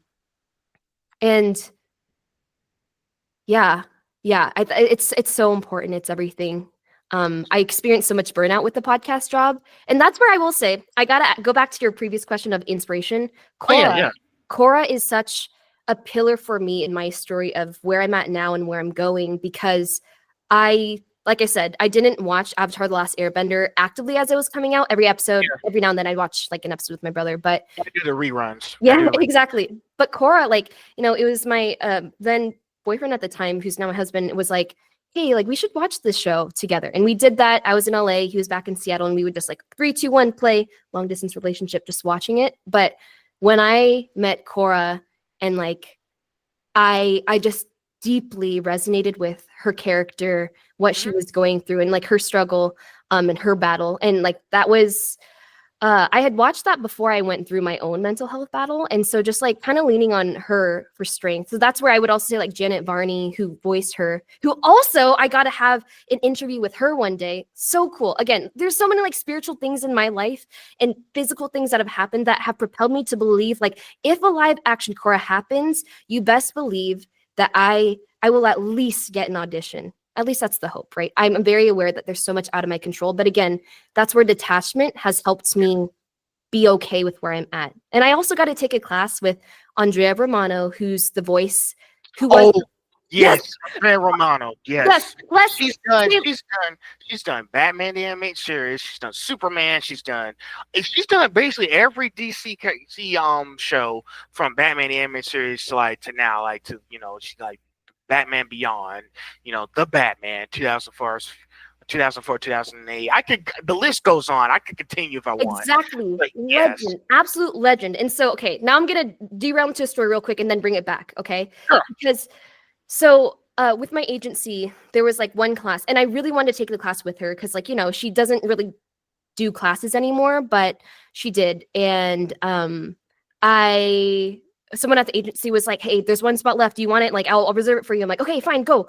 So I paid for it and everything like that. And the class was split up into 2 different sections. And at that point, I had only known she had voice directed. I didn't know she was the casting director too. But in class, like we had scripts we got to choose from. And then there were scripts that we could just like share with her and she would give us feedback and we would perform in front of the class. And a lot of guys in the class were reading as Batman because they knew of her work. And one of the guys, Luis, was like, hey, thank you so much for this. You helped make a dream come true. I got to be Batman with you. And it was there where I had a spark and I was like, oh, I already sent in the scripts that I was going to read, but I could create a script that's Korra. So like as people in class are going, I'm like putting together the script from like, pieces from Avatar Wiki and like putting Korra's image there. And then I sent it in. So the next day when we had class, I'm reading as Korra. And the first thing she says is, whoever put together this copy, it's not very good anime or like audition copy. And I knew full well, like, oh, I was the one who put it together. Of course, it wasn't an actual audition, but I got to read as Korra. And after that, she was like, she gave some direction. She's like, I got to say, if we were recasting to this day, you'd be a very strong contender for Korra. And I started crying and she's like, oh, no, don't cry. I'm like, no, you don't know what this means to me. Because like the whole Korra thing, my connection to her, but also just like the possibility of, we know live action Avatar happened. It's possible that live action Korra could happen. Maybe not right now. We don't know. But for her to say that already, it's like a dream has been fulfilled. At least for 10 minutes, I got to experience being Korra with Andrea Romano, the very woman who cast Korra in the animation. And so for me, that is fulfilling that goal, that dream in a way that I didn't intend, but was very specific and it happened. So with all of that, now I lost track of the question that you were actually asking, but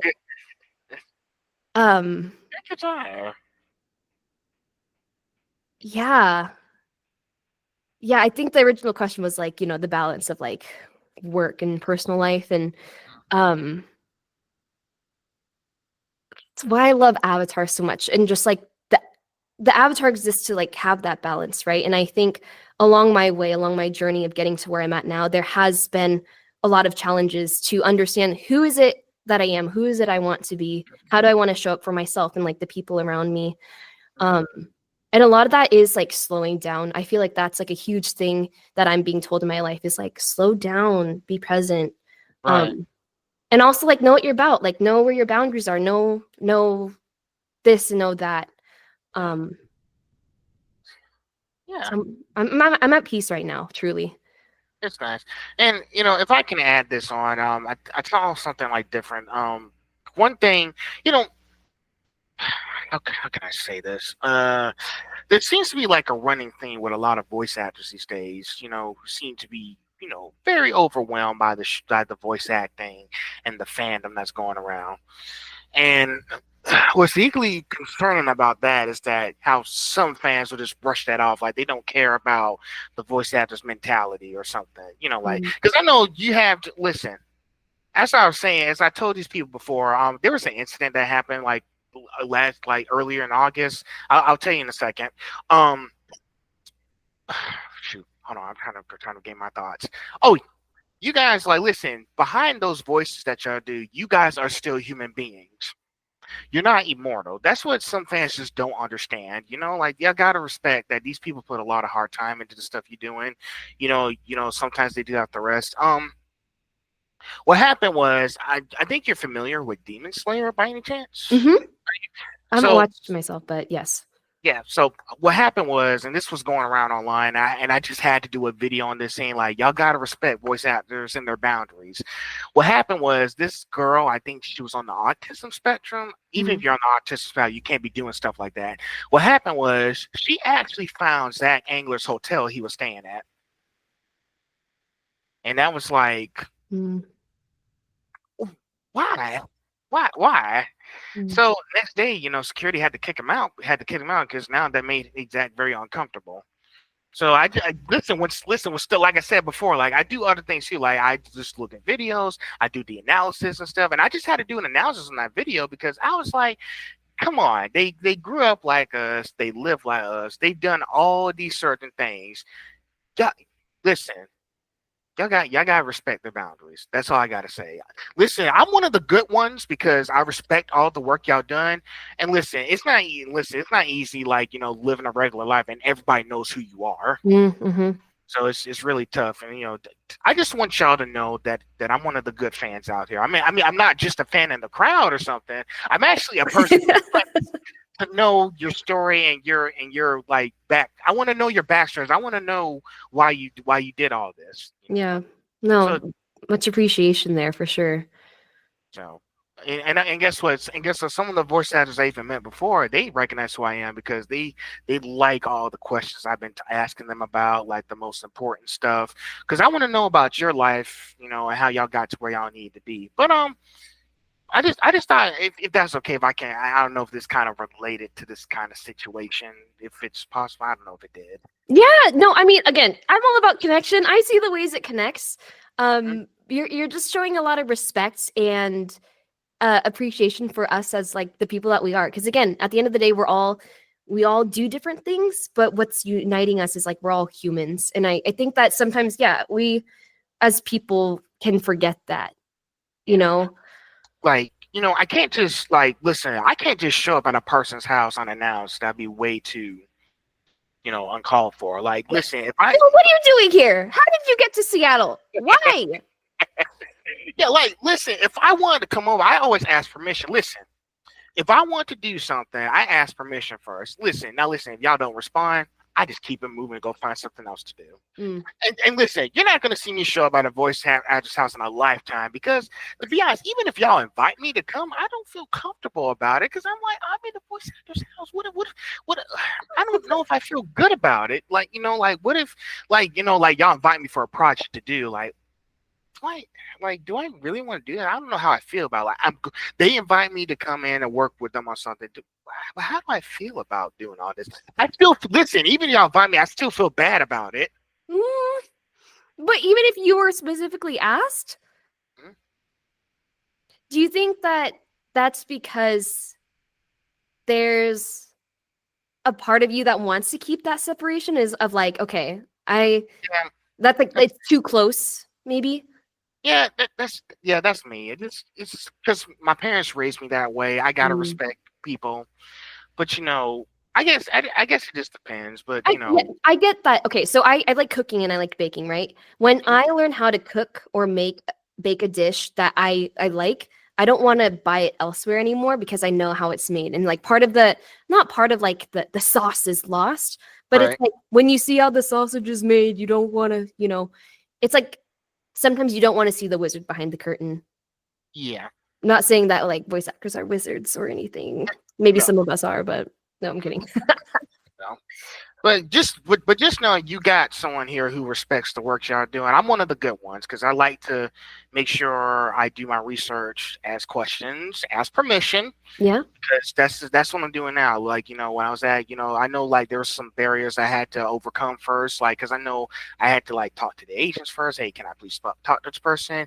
If Mhm. there's any additional information I can provide, I can do that. Just let me know what we can do to make this work. Like, Mhm. for example, like, hey, I want to do this. Like I want to do this sort of thing. What can we do about this? Gotcha. Yeah. So, Yeah. No, I feel the respect here. You're good. And thank you. no problem, no problem. All right, I'm hit me with the trying. next one. Sure I thing. want Sorry, to I'm going. experience the bomb. Sure thing. Um, let's see. What hobbies or activities help you recharge creatively? Baking. I love baking. And video games. Video Oh, games. definitely video games. Yeah, I love story-based. Of course, I love story-based video games. I play a lot on my Switch too, which your girls got right here. But I love even non-narrated Me too. game. Toys. Yeah. um, All I did. Listen, I don't have a lot of money, but I did use Zip. I use eh, Zip to pay off this stuff. hey, you So gotta do hey, what you gotta do. hey, when Plan A doesn't work, you got to use Plan B. There you go. So, I like to get immersed in other stories. Like, I also really do. I'm not gonna lie. I love reality television. I love watching The Traitors, Great British Bake Off. Although, is that really reality television? Because that's just like a wholesome show. And I also like reading too. I get in these cycles of like, okay, if there's like a clock of my interests, there's like books, games, baking, Right. cooking, TV shows, movies, music. And then like I'll fixate on different cycles, which my sister-in-law is like, yeah, that's an ADHD thing. I'm like, okay, whatever it is, right now I'm in my fixation of games. So I'm playing one called Salt Sea Chronicles. It's like a mystery exploration game. The animation style is very simple. It's very beautiful, and you only have like two choices for dialogue things. So it's pretty simple. I'm open world games I can get overwhelmed by, although I can appreciate aspects of them. But it helps me just to unplug from everything and get immersed in another world that is not my own, but to be inspired by it and to use it in my work or not, just to simply enjoy it. Definitely. A lot of hobbies, you want to make sure you just recharge your batteries. Like me, myself, when I come home from work and now I'm back in school about to do, like, about to be done with my certificate. Sometimes I'll hop on Nintendo Switch 2. Maybe I'll just listen to some music. I do listen to some soft music and then I fall asleep. Like I Like have my lo-fi? headphones. Huh? Are you like a lo-fi guy? Like just listen to Yeah. lo-fi? Yeah, yeah, Sometimes I yeah. listen to lo-fi and sometimes I listen to like some like regular music, like Neil Finn and all that stuff. I do like Neil Finn, and sometimes I listen to like hip hop and R&B. Mm. But yeah, when I get a little tired or something, I was like, I just put on my Beats headphones and I just lay in bed and I just like listen to music until I fall asleep. That's nice. So, and Mm. it does work because I was just jamming out in the bed and then I just drifted like this. Mm, Hmm. that's awesome. Then I wake up and I'm all recharged, ready to get back into it. Back on to the next day. Yeah. Yeah, I was like, sometimes, well, at least I got some rest. So, I mean, but it's okay. Listen. And yes, like All Might told Deku in season 6, the Dark Hero arc, it's okay to take a break if you're tired. I don't think I've gotten to the Dark Hero arc yet. Oh. I probably should have said Disappointment. that. Oh, I can hear that. No, it's okay. I mean, it's been out for this long. That's why I'm like, you know what? If something gets spoiled, that's on me. So that's okay. But no, it gives me more motivation to watch it. I was yeah, there's lots of things I'm watching right now. I'm waiting for the final season of Beastars, like part 2. Ooh. Can't wait for that. To be Mystery. honest, yeah, well, my friends are telling me to try out new things. I might start watching Arcane this October. I also want to get into the show because people are like, you haven't watched that yet? But listen, I was in a dark place when I first started watching it, and I'm like, this is too intense for me. So time and place for the things. The timing will work out. The timing just has not come yet, but I hope you have fun watching Arcane because I heard it's good. I hope I have fun watching Arcane too. I'll go check it out. So is there a life lesson you've learned through your work that you think everyone should hear? Yeah. Oh, you want to know what? Yeah, can you elaborate for me, please? Elaborate for me, please.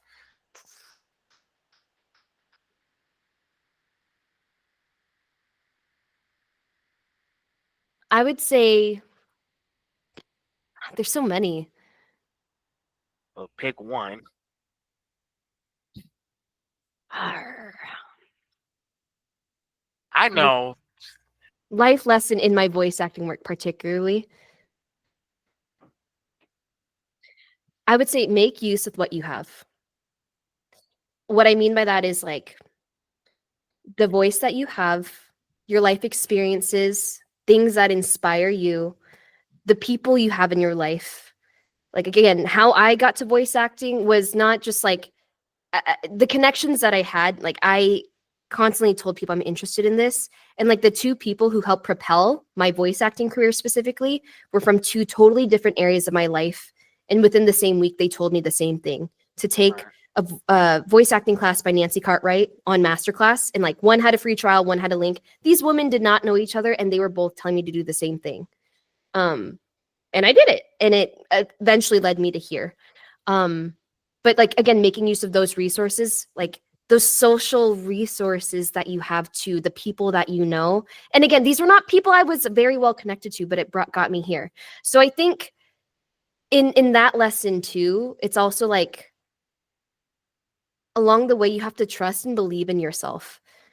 And believe that if you can't do it, there will be people in your life who will be like, hey, you actually are this shit. You actually are super cool. Actually, you have the skills to do it. On the days where you can't be your own best friend, you got to depend on some of those other people to help you. And like we see this time and time again in hero stories, right? Deku is like, I can do this on my own. And it's like, dude, no, you actually need the help of other people to like mentally get you to where you can be, to be All Might and all that stuff. I once had a therapy session where my counselor, he's a big MHA fan, and he was like, okay, so maybe you should say that I want to be the hero in my life that I need to be. But then once the whole like, Korra was a very clear character that I connect with, he's like, you need to be the avatar that you need to be in your own life. I'm kind of butchering it, but the sentiment is like, on those bad days, you got to make do with what you got.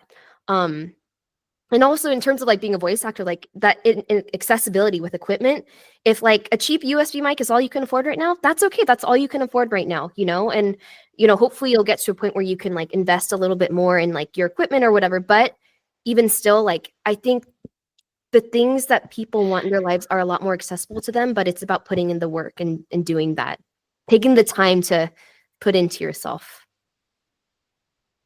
100%. Definitely. You know, just make sure, you know, make sure you find a role model that help you be, this is who I need to be. Be like the very ultra version of this person in this movie. Be the best, like, be the best versions of ourselves we can be. But yeah, I get you. So, all right, last section 4. Right, we're getting closer to your bedtime too. I know, but listen, the thing is, I don't want to go to sleep because I want to play some more Cyberpunk 2077 because I got the game last week. Oh, nice! I still have yet to play it. So, I'm probably gonna finish this game. The thing is, I'm probably gonna be playing more games and everything next week because I canceled Dragon Con. I'm not going to Dragon Con this year, even though we're supposed to go for my birthday. My birthday is next month, September 8th. Oh my gosh, mine's September 13th. Really? So cool! Yeah. Yeah, I'll be 25. I will be 29. Happy early birthday to you. Thank you. So I was like, you know what? Let me just cancel Dragon Con. I'll just save my money for Anime Weekend Atlanta because one, AJ Beckles is going to be there again, so I meet him 2 times this year. I was like, is this guy following me around? Yeah, he's a fan of you. Duh. He needs boundaries. No, I'm kidding. I was like, I thought I was careful covering up my tracks. Guess not careful enough. He can't stay away. Oh my god! But yeah, and plus, there's other stuff going on. But I'm probably gonna be doing like some more video game walkthroughs because I haven't done a video game walkthrough since June.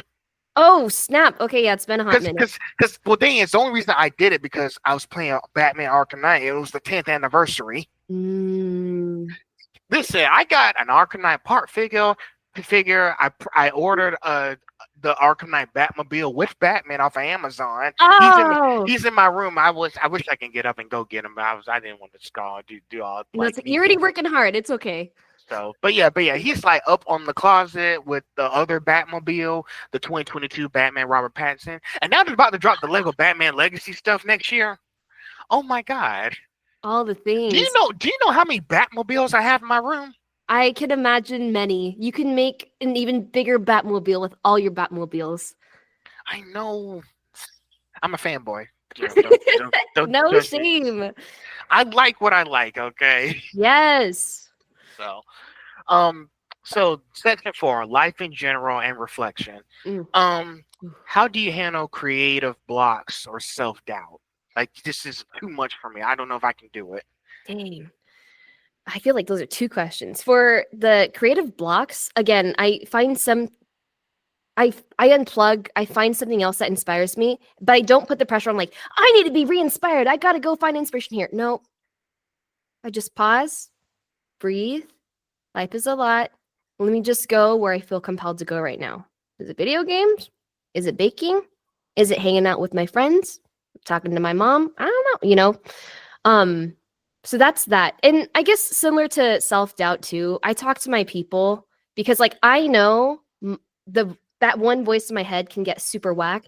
And so I have to talk to like my husband or my sister or my other best friends like, hey, this is what I'm thinking right now. That's whack, right? And like again, the fact that I ask that's whack, right? I know on one level that absolutely I shouldn't be listening to that doubt, but human, natural. And so just to be reminded by my people like, no, here's why you're awesome and stuff like that. I get recharged. I mean, also again, I pray about it too. And I'm like, please, Holy Spirit, just let me, feel and be where I'm at. And also to accept that I'm not going to be at 100 every day. And that's okay. Right. Having that level of acceptance of like where life is that day. Hey, again, eating a whole cake, eat it piece by piece. Piece by piece. That's right. Yeah. Even like the Costco cookies, they come in those really big packs. Oh, yes. Like, oh, those are delicious. They are delicious, but let me tell you, I think my tolerance for sugar has just gone way down. And so, like, when it comes to one of those cookies, they have this really good marshmallow crispy cookie. It's really good. But like, I can only have like a fifth of it at a time. Otherwise, my stomach like instantly hurts. But I think that's just like a lesson of like, you don't have to eat the whole cookie or the cake right now. It can come in waves. Water. Waves. That's another good analogy too. Yeah, and I'm looking at wave files all the day, Again, that's like another way that water feels really present to me. And life is just punny. Oh, God is so good. Yeah. Yeah. Hold on. What does success mean to you personally and professionally?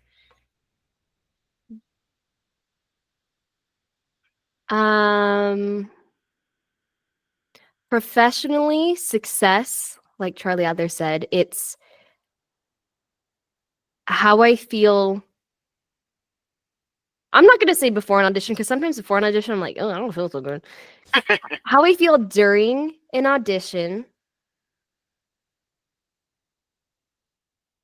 and after a recording. I mean, also like being present in the recording, but like, again, self-doubt comes in during recording sometimes. And I'm like, no. But after that, being like, wow, you had that moment. Embrace that, celebrate that. And not basing my success on like the things and what and how often I'm booking, because then that's just a lot of pressure. Personally, I think my success is that like where I'm headed is aligned with where I believe God wants me to be. And just like letting his will be done in my life. I feel like all the stuff I've been through, everything that I've wanted, I have received. And it's been a lot of hard work to get there. It's been a lot of like, detaching from certain things and stuff like that. Not just professionally, but personally too. But but I feel good right now. Yeah. And I hope to feel this good all the time. And I know that's not going to be the reality, but I know I'm going to do my biggest effort to feel similarly to how I am now with all the changes that will come in my life. Just nice here. And yeah, like you said, just make sure you have that connection with God. Just keep praying and know everything's going to work out the way it needs to be. Yeah. You know, my uncle sends me like lessons on Sunday. So there's that. So, hey, Sunday, right? So always. So let's see, next one. So if you could give one piece of advice to someone trying to break into voice acting, what would it be? It would be, yeah, definitely make use of what you have right now and put your dream out there. I would say to know like why you want to get into this in the first place would be good. So that way that's something you can always go back to on days where you get here and there and, you know, get a little distracted or lose your focus a little bit. But really start verbalizing it. I know that it sounds ridiculous and people might be like, what? There's gonna be a lot of haters that come along the way and like, you can't do that. But knowing that there will be people along the way who you can really trust and who will help be those phone calls you have on days where it gets tough and you're like, I don't believe in myself. Be like, nope, keep going for it, you know, because you never know who you tell that will make you think, that will connect you to that next person that you want to talk to, and keep on going for it. Continue to be inspired, continue to consume like the animations that you like, you know, Yeah. Video games, TV, I already said video games. You can tell I'm really thinking about video games. It's fine. It's fine. It's fine. What are we doing after doing this? that. I got no complaints here. Yeah. So make do with what you got, and like trust that you accepting that you want this dream to be a reality. That's already huge. So really lean into that and go for it. And like once you get there, enjoy it. Because I feel like this advice is what I would tell myself to continue doing, to like, why are you here? What's inspiring you? Are you having fun? Are you like giving yourself that permission? And if the answer is no, I gotta, you know, reflect a little bit more. But also like, there's so much out there. There's so many people to help you get to where you want to go. Nice. You gotta have those connections. Trust me, make those connections, because that's, at the end of the day, that's all you want. You know, there's been a lot of people who just want to push people out, but then when it's not really the case, like, you need to have those connections that help you get to whatever career you're trying to do. You need to make sure, you know, connect with people you like, you know. Listen, I'll be honest, sometimes I'm a shy person. Back then I wasn't a people person, but I'm trying to open more to people, just like I'm talking to you now. Open up like my experiences, what I had to go through, because I know different people had like different ways of storytelling. You know, it's been rough, but you know, I am working to talk more. That's just why I started this podcast. I feel like, hey, maybe I should talk to more people instead of just like doing photos. Like, I've done a lot of interviews back then when I was in college. You know, I've done 3 documentaries. I can keep doing this kind of stuff. So I just figure, hey, podcast came along, you know. Y'all don't want to see me just playing video games all the time, not interacting with people. You know how often those Twitch streams just be dead quiet and everything. Sometimes we don't have a lot of people at the moment. But at that time now, I just realized maybe it's just not about money. I'm just focused on just putting stuff that people like. You know, just want people to express myself. Yeah, totally. And you're doing it, see? And like just taking those moments to like appreciate where you're at, because like you had to do a lot of mental gymnastics and stuff to get to where you are today. And that's something to celebrate and to just like soak in that moment. Because there's so many other little moments that helped you get to this moment. And even added on to that from when I talked about Soul, I did a video about, you know, with Dorothea Williams, and just playing like the whole scene in my video where he was playing the piano and just remembering like the simple parts in life, you know, eating pizza, you know, the life about getting a haircut, all that stuff. Just being in the zone. Yeah, and he was saying like, you know, those really aren't purposes, 22. That's just regular old living. That's fine. Regular old living is okay. Yeah, that's what's so beautiful. Hmm. Yeah. So just listen. Those Pixar films always lift me up in life since I was a kid. And Up, I cried 2 times. Okay, Mm. I just couldn't. I just couldn't. I cried I have two to admit times. something. I Mhm. actually admitted this recently to my husband. I don't think I've actually seen Up in full. I've seen the beginning. I see Ellie going, oh, Ellie. Um, but I actually don't think I've seen the full movie because I saw something like an IG reel that shows like the ending. I'm like, oh, I haven't seen that. And he's like, what? So Man, in those life lessons, when he saw the book that Ellie left behind, it was blank, but he realized there was more. mm, So, but Ellie left him a nice little message before she passed away, and that really started me tearing up for a third time. mm, She was saying, "Thanks for the adventure. Now go have a new one." uh, So that's what Pixar's supposed to do. whew, Supposed to have all those things. yeah. So, oh man, now I want to watch it again. All right, we got homework to do. Time to watch Up after this. That's the thing. But let's see. I'm going to. Sorry, I got emotional there. No, it's Listen, okay. sometimes in these conversations, I almost cried in one of my episodes Hmm. because I was just like having those like heart to heart moments. Yeah. You're emoting. You're human. Exactly what I told her. I said, well, I forget I'm still a human being. It's okay to get emotional. You're like, oh no, my programming. Oh, human. So Yeah. Well, thank you let's for being part of. I'm glad to be here in this moment with you. no problem, no problem. Let's see. If let's see. How do you see the future of voice acting evolving, especially now with technology like AI voices? How do you see that going on? Oof. Well, I mean, we just ended for SAG-AFTRA for video games. We just ended our strike and we fought really hard to have those protections against big companies using AI without our consent. Like having Right. digital replicas of our work and stuff. I think it's something that we're going to continue to face probably. And I hope that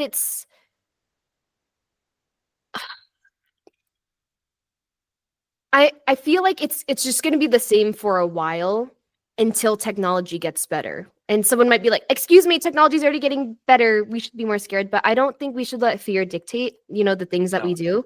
I think like, remembering we are human and have our humanity, like AI is not going to take that away if we don't let it.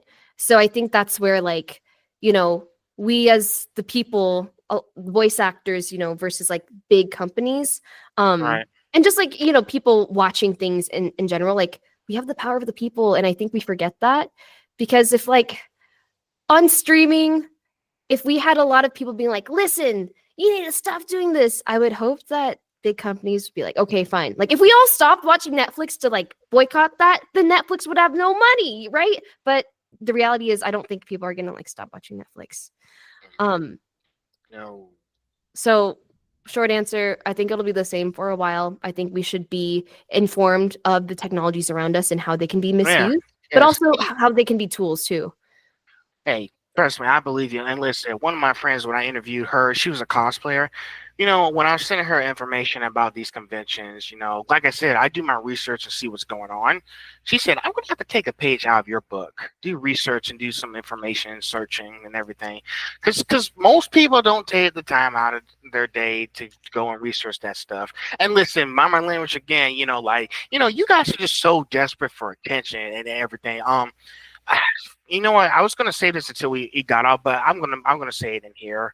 If you don't mind. Like there was this incident. With SAG after. I don't know if you're familiar with this person named Kaylee Mills or something. If you're not familiar with her, then no. Yeah, they were saying like she was making fun of another voice actor, Japanese voice actor. Ooh. But here's the thing. I was like, and listen, I was saying, listen, she made a mistake. That's on her. I can understand that part, but that doesn't give you a right to keep harassing her now. So Mhm. here's the other thing too. Like when this guy, he kept attacking me because I was defending her. So I gave him the receipts. I kept fact checking him. He didn't like what I said, so he sent me. But he sent me a nice little message. So guess what? Guess what he told me? Yeah. Not nice things. No, he said, and I wrote, "I'm gonna track you down and cut off your hand." Oh gosh. Yes, but here's how I responded. I was like, I actually like this message you sent me about the part gonna cut off my hands. My hands will most likely be holding a cordless hole puncture in them. She might have to deal with that first, but good luck there, bud.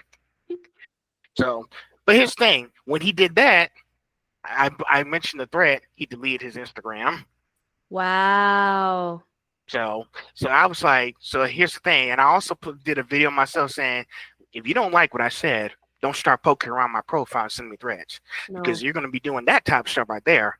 I'm going to make it real public for you. There you go. Yeah. So, Gotta hold people accountable. but I was just saying, I know that was, but I thought I just might want to throw this in here if I could, but. Mhm. Yeah, that's why it's called editing. But I think it's gonna be fine. But I just want to mention that because I was like, like she was like, video games. I know Genshin Impact had a few challenges as well. Mm. So, but I know it's like gonna be. You're still gonna have a lot of challenges ahead of you. But I know you guys will figure a way out. It's true. And again, like we see time and time again in stories, man versus man, man versus God, God versus man, like whatever. Like we have to remember that there are solutions to our problems, but they do take work, they do take time, they take research and being thoughtful about the end result, the process also, Yeah. It's nice that you guys are still keeping up the fight with these SAG after. Listen. I know AI. Listen, and be honest, sometimes I use ChatGPT to help me out when I have to when I have to like reword stuff. Like I actually write down my own paragraphs first, like my own personal paragraphs, and then ChatGPT is like helps me like beat it up or rephrase it if I can. Like that's like the only time I use it. If I have to but I don't, other than that, that's pretty much what I use it for. I don't use it for anything else. Yeah, honestly, if they're used as tools and they're used well, like I don't see a problem with it. But I know as long as y'all just take it one day at a time, it'll be okay. Yeah, I think so. I hope so. You get it. Mm-hmm. Preach. Okay, Oh. you're back. You froze for a second. You were like this, and I was like, I was lean like, down the log. you froze too. Ooh. So I don't think you heard what I said. I was saying I know it's going to be a long fight coming, but I know you guys will be able to work together and find solutions to get that figure that stuff out. Mm-hmm. So, but yeah, I think that's all the time here. We talked for almost 2 hours. Yeah, time flew by. So this is gonna be a long one. I promised Jay that I would send him the copy to see how it worked out. I mean, he's gonna see it regardless when I put it on YouTube. Gotta do some edits first, but thing is, by the time I finish, this is gonna take a long time to upload on my Google Drive. You got all this stuff to cut. Thank you. I know you're gonna be spending a lot of time to just like let that happen. Yeah. It's gonna listen before I even touch it. It's gonna have to upload to Google Drive, so I can't do nothing. Oh. So, but Okay. it was nice talking to you, Merk. You are a very nice lady. I appreciate talking to Oh. you. Thank you so much, and hey, happy early birthday! Thank you. I hope and wish me luck with the other voice actors I got coming up. I think we're gonna have some good conversations. But yeah, I think we really did a good job. Like I said, I want to talk to you guys. I told people voice actors coming soon. You're the first one, and I appreciate you talking to me. Oh, well, happy to be the first. What a pleasure. Okay, well, have fun. Go to bed. Jam out to your music. I'm gonna go play some games. Me too. It's be safe out there, all right? All right, you too. See ya. Bye. Bye.